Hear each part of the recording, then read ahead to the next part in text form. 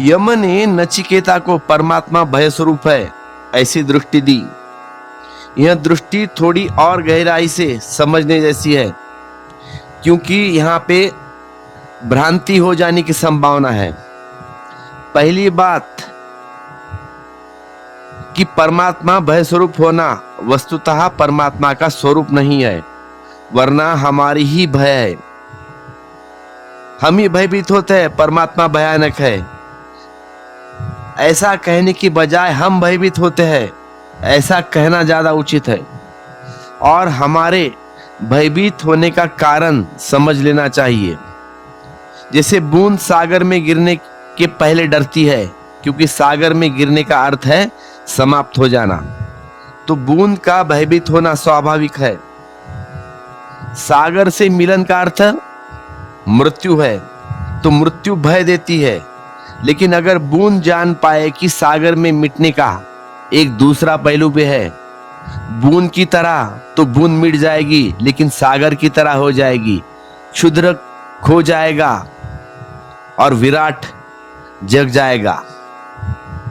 वो बूंद क्षुद्र की भांति तो खो गई, लेकिन विराट की भांति हो गई, अब सागर हो गई।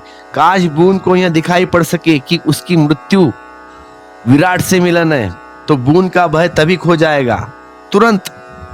और अगर बूंद को यह दिख सके कि मेरी मृत्यु परम जीवन का द्वार है, तो बूंद परमात्मा को प्रेम स्वरूप अनुभव कर सके। परमात्मा भय स्वरूप है या प्रेम स्वरूप, यह हमारी दृष्टि पर निर्भर है। आदमी भी जब परम सत्ता में खोज में जाता है, तो मिटना की घड़ी आती है, तब वह क्षण आता है जब स्वयं को खोना पड़ेगा। और जहां भी स्वयं को खोना पड़ने की बात आती है, वहां हृदय कंपता है, वहां डर लगता है, स्वाभाविक है। हम मृत्यु से क्यों डरते हैं? हम मृत्यु से इसीलिए डरते कि वहां हमें मिटा देती है, मृत्यु हमें मिटा देती है। लेकिन मृत्यु भी इस भांति नहीं मिटा पाती जिस भांति परमात्मा मिटाता है, क्योंकि मृत्यु के बाद भी हम बचेंगे, नई देह लेंगे, नई योनियों की यात्रा करेंगे। हमारी देह छूट जाएगी मृत्यु में, हमारा होना नहीं टूटेगा। हम तो रहेंगे और दूसरा जन्म लेंगे, लेकिन परमात्मा हमारे होने को भी पोंछ डालेगा। हमारी सब आकृति खो जाएगी उस निराकार में, उस निराकृति में हमारा सब रूप खो जाएगा। मृत्यु शायद हमारी देह को ही छीनती है, लेकिन परमात्मा हमारे अस्मिता को, हमारे अहंकार को छीन लेता है। यह बड़ी मौत है, यह महामृत्यु है। तो जब हम मृत्यु से डरते हैं, तो स्वाभाविक है कि हम परमात्मा से भी डरें। वह डर परमात्मा का स्वभाव नहीं, हमारे अहंकार का भय है। लेकिन जो मिटने को राजी है, परमात्मा उसके लिए भय स्वरूप नहीं। जो मिटने को राजी है, परमात्मा उसे प्रेम स्वरूप है। इसे हम इस भांति भी समझे, भय के कारण ही लोग प्रेम करने में समर्थ नहीं हो पाते, क्योंकि प्रेम भी मिटाता है, प्रेम को पोंछ डालता है, प्रेमी को पोंछ डालता है, उसकी सारी अस्मिता डूब जाती है। और जो प्रेमी अपने प्रेम में अपने को खोने को राजी नहीं, वह प्रेम को कभी उपलब्ध नहीं हो पाता। प्रेम का अर्थ ही है कि विसर्जन, अपने को डुबा लेने की तैयारी, मिटाने की तैयारी।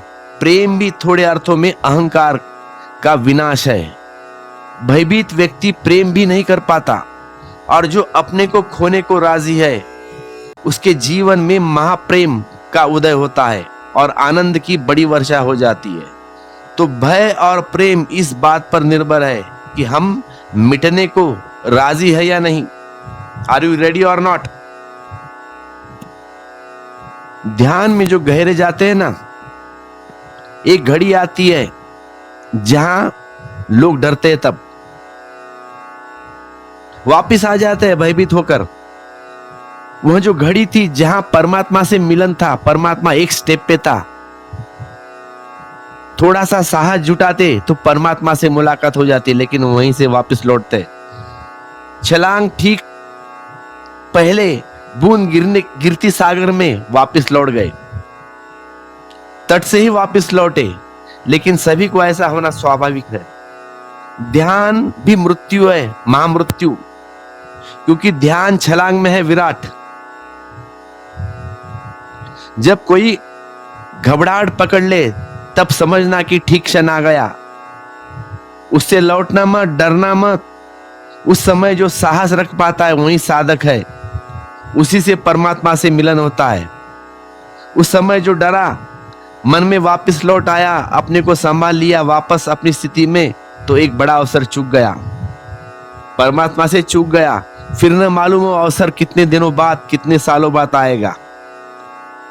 तो दोबारा जब अवसर आएगा तब चूकना मत। उसी की है तलाश हमें, उस मिटने की ही हम खोज पर है। लेकिन अहंकार आखिरी समय तक पकड़ता है और डर भय मन में पैदा हो जाता है कि मैं मिट तो न जाऊंगा, मैं मर तो न जाऊंगा।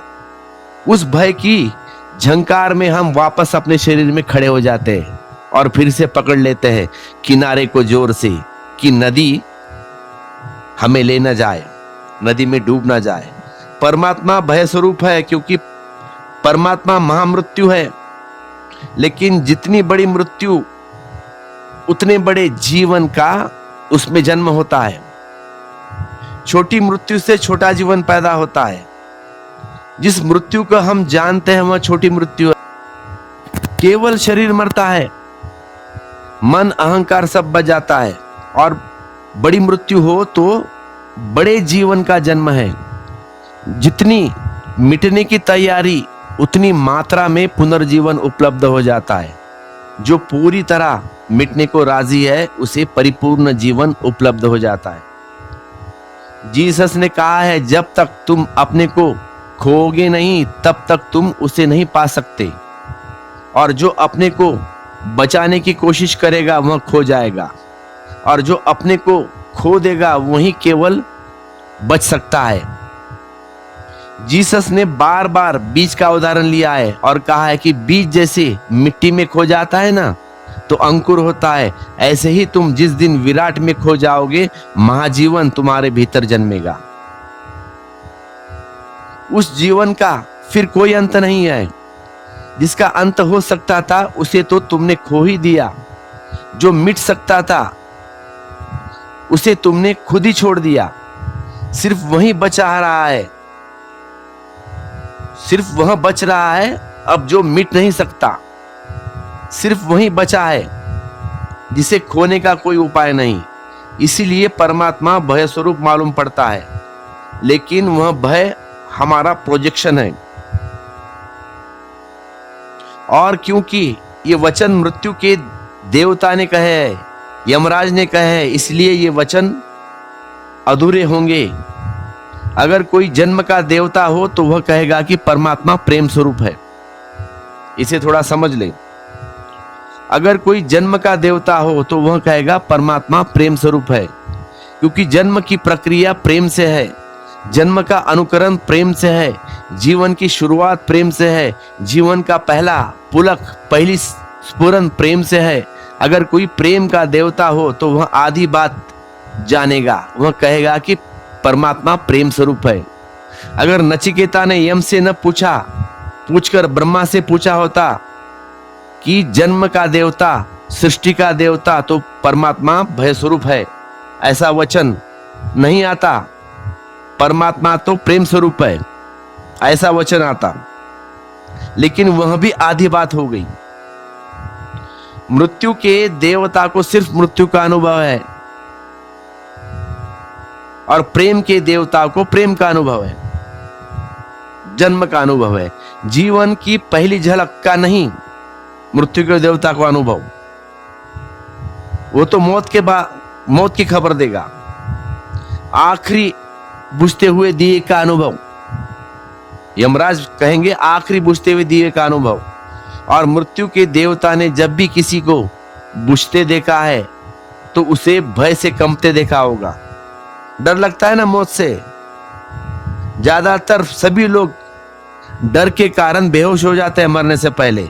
जो मौत की घड़ी आती है, आखिरी क्षण, मनुष्य इतना तनाव में रहता है कि उस तनाव के कारण मूर्छा आ जाती है और मूर्छा में शरीर छूटता है।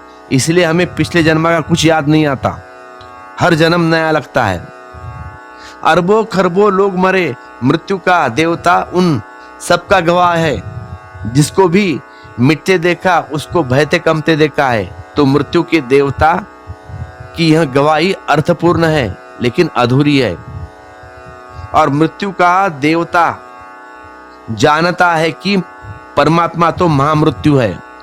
जब मेरी मौजूदगी में लोग कंपते हैं, डरते हैं, भयभीत होते हैं और मरना नहीं चाहते और मिटना नहीं चाहते और हर कोशिश करते हैं बचने की। सब करते हैं ना कोशिश मरने की, बचने की। हॉस्पिटल जाते हो, आईसीयू जाते हो, वेंटिलेटर लगाते हो, कोई नहीं मरना चाहता। आखिरी क्षण तक लड़ते रहते हो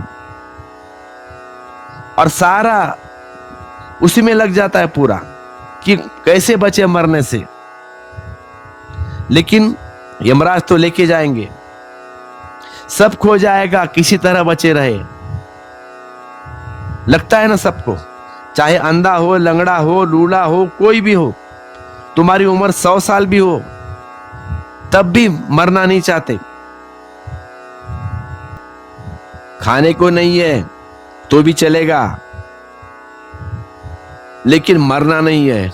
भिखारी भी मरना नहीं चाहता, कोई भी मरने को राजी नहीं है। मृत्यु के देवता का यह अनुभव स्वभावतः उसे यह निष्कर्ष देता है कि परमात्मा तो और भी भय स्वरूप होगा, क्योंकि वहां तो सभी कुछ मिट जाता है, वहां तो शून्य रह जाता है। जहां आप थे वहां सिर्फ एक रिक्तता रह जाती है, वहां आपको पूरी तरह बहा कर ले जाता है। मृत्यु के देवता का वचन इसीलिए अधूरा है। जन्म का देवता कहेगा तो भी अधूरा कहेगा, लेकिन जिन्होंने भी जन्म और मृत्यु दोनों को जान लिया, बुद्ध पुरुष ने जिन्होंने जन्म और मृत्यु दोनों को जाना है, वह कहेगा, या तो वह कहेगा कि परमात्मा दोनों है, प्रेम स्वरूप भी है और भय स्वरूप भी है। दोनों हमारी दृष्टि के अनुसार हमें प्रतीत होता है या तो प्रेम स्वरूप या तो भय स्वरूप। लेकिन अगर बुद्ध से पूछोगे तो बुद्ध कहेंगे प्रेम स्वरूप भी है और भय स्वरूप भी है, डिपेंड ऑन यू। दूसरी बात सत्य के निकटतम है। परमात्मा तटस्थ है, हम उसमें वही देख लेते हैं जो हमारी मनोदशा है। हमारा ही मन, हमारी ही वृत्तियां, हमारे ही विचार, हमारी ही समझ उसको रंग देते हैं हम। परमात्मा रंगहीन है, आकारहीन है, न तो भय स्वरूप है न तो प्रेम स्वरूप है, तटस्थ है।